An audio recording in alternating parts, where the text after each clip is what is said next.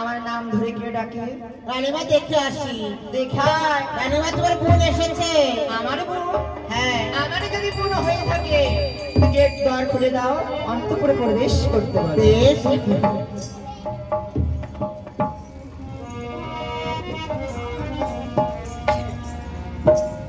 সোনা দিদি কেমন আছিস বোন? ভালো আছিস? কে তোর দিদি? আমি তো তোকে চিনলাম না। ও মা, আমাকে চিনতে পারলি না?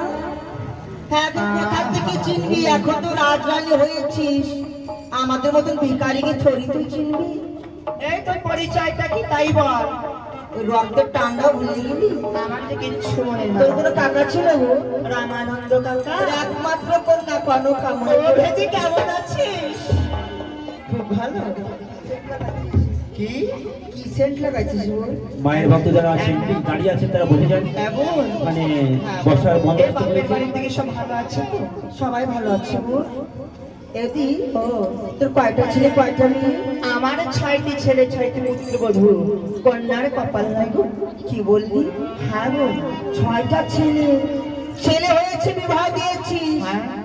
আর কন্যা করে নাতি পুতি হবে। তাই কি মজা। তো চামড়া তুই এখনো ঢুকি নিয়ে দি।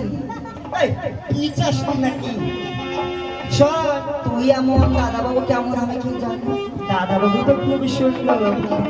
এইসব কথা বাদ দিয়ে অনেকদিন পরে এসেছিস, কিছু খাওয়া দাওয়া করেছে। রান্না করবি, তারপরে তো খাবো। তাই বুঝি? তুই বস, আমি রান্না বাড়া